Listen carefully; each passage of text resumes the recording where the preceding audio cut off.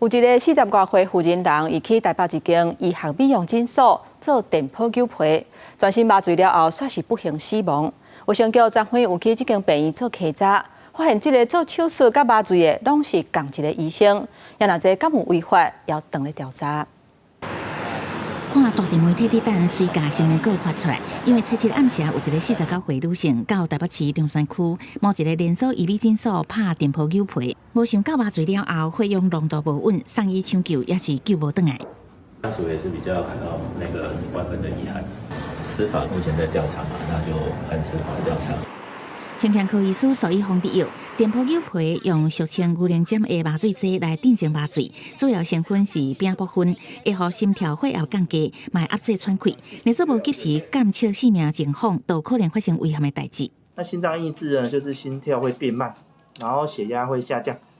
那呼吸的抑制呢，会让你甚至有时候会呼吸变慢，或者甚至到暂停呼吸啊。 卫生局人员找到早起，过去这间诊所稽查。卫生局人员表示，这间诊所现场设施设备拢符合标准，迄间做手术甲麻醉拢是同一个姓的医师执行，是毋是违反相关的法规，也持续伫调查。对医美佫传出致死亡意外，卫福部长邱泰源表示，未来绝对会加强医美手术麻醉的品质。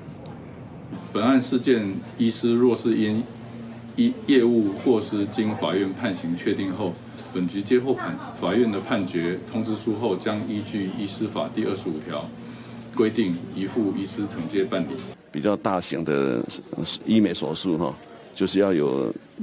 麻醉科的专科医师，我们都可以立即来跟他们麻醉科的。